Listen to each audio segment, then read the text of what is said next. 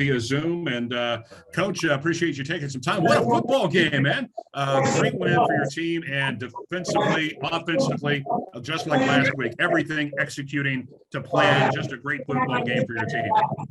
Yeah, that's a consummate team victory there, man. Our offense moved the ball. Ball State is so potent on offense. They're so secure on offense. Obviously, first drive, bing, bing, bing, 7-0. There's makes your head spin. It doesn't take, if you're not perfect on defense, they're going to score 35, 40 points. They've done it a bunch already. They hung 50 on Western Michigan a couple weeks ago there. So our offense consistently moving the ball all day long, just limited the possessions for Plitt and Hall and all those guys. So that was the key. And then getting points. And then obviously defense played really good. Start to finish after that first drive. After the first drive, we held, again, we hold the 10 points the rest of the game, which is a miracle. And then the other thing is, you're down 17-16 on the road. They get a long play. The umpire picks Mike Brown. We're probably off the field. We get a holding penalty. The defense pulls his neck and get a stop. We hold him. We force him to a punt. And then the offense just goes right down the field. And again, much like Central Michigan earlier, guys just keep playing, and I'm very proud of that. Very proud of that. Very proud of Coach Sark. I just kept playing. We knew Ball State was good. We knew coming in, like, if we're going to get up highs and lows today, it's not going to work because there's going to be highs. So you just got it. You just got to keep pulling your neck and staying positive. And understand Ball State's got good players on both sides of the ball, and they're going to make plays, and bad things are going to happen. You got to keep fighting, and our kids really did a nice job of that today.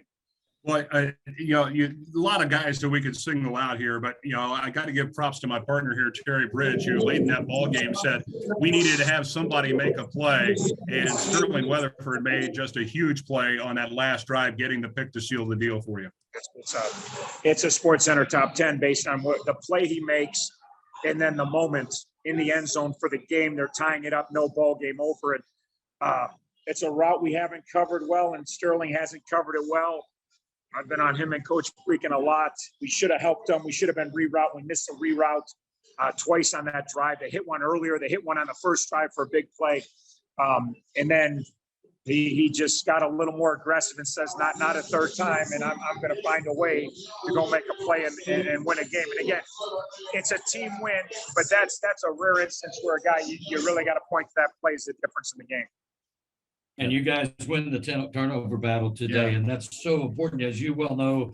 In these the games with two very talented football teams, you guys get the fumble in the first half. You guys get the pick at a huge, just a big time part of the game. And how about Salopek with 17 tackles today? Yeah, him and Ivan have been great. Me and Bake talk about every week. Almost Bake brings it up because it's just, you don't want to keep bringing it up, but it's true. They're playing really good. Now, obviously, our defense holds them to 17. It's amazing.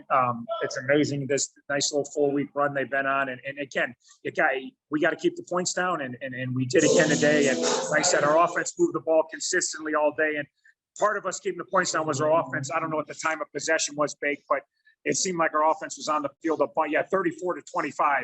So again, best defense is a good offense, right? Bake brings that up a lot too. So that, and again, our defense was spectacular, but that was a big. It wasn't just it's low scoring defense. No, that was a team victory.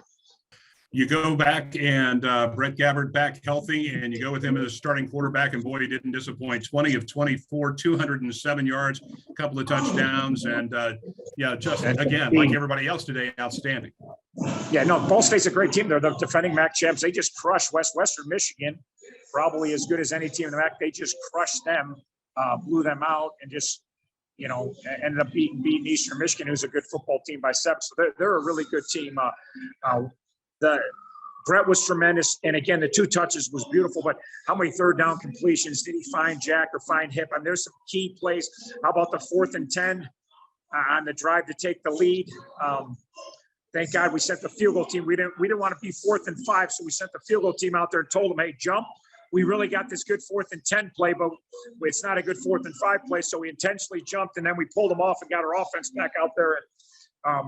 Again, testament to how our offense is playing. Like, I'm a punt guy there. You know what I mean? I'm a defensive guy, but I just had, like, you feel it. I felt like 4th and 10, we can get this. Why would we punt? Like, let's be aggressive, go for the win. But again, if it was Army, I would have been punting that ball for you. I mean, it's just our offense was playing good, and you had confidence in them, and you rolled with them. And that 4th and 10 play, to Jack is his biggest play in the whole football game. Really was, Coach. You get the trophy, you get the Redbird rivalry, an important game, a cross-division game, and you keep pressure on everybody else. You and I talked about it this week. You keep pressure on Kent State. They had to win today. They got the win at Ohio, and now you can relax for a couple of extra days before you go to Ohio a week from Tuesday. Yeah, you guys can relax. We're not relaxing. No. I watched about 6 hours of Ohio yesterday on the bus and last night. So we're rolling on Ohio. We will be rolling tomorrow. We are at this point in the year, you win a game, the next game's more important. I mean, that's kind of like if you got to find a way to win the next one. Like this win means nothing if you don't win the next one. So we're going to bear down, and we got 10 days to prepare just like they do. They're going to be ready to go.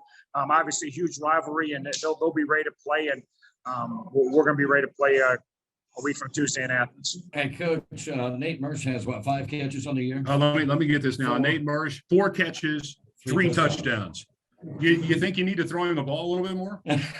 He would argue that point. No doubt. No. I still like throwing a jack and hip and jaywalk, but yeah, no, he's obviously a huge catch and great route. He got held on it and he ripped through and caught it. Instead of first and goal to 2, we already got the touchdown. Then really nice 2-point play. At least made it feel like he had a great chance to get to overtime Right. at worst when we make the 2-point play. So, it was really a great game. Start to finish, I thought our kids played great. I thought Ball State played great. I thought 2 great teams were getting after it and fighting for every inch, and we found a way to make one more play on offense and one more play on defense. And I tip my hat to them. They got a really good team. Yeah, Coach, thank you so much for joining us here on the post game. Happy travels back to Oxford. We'll see you back in Oxford this week. Yeah, sounds good. Thanks, guys. Thanks. See you, Coach.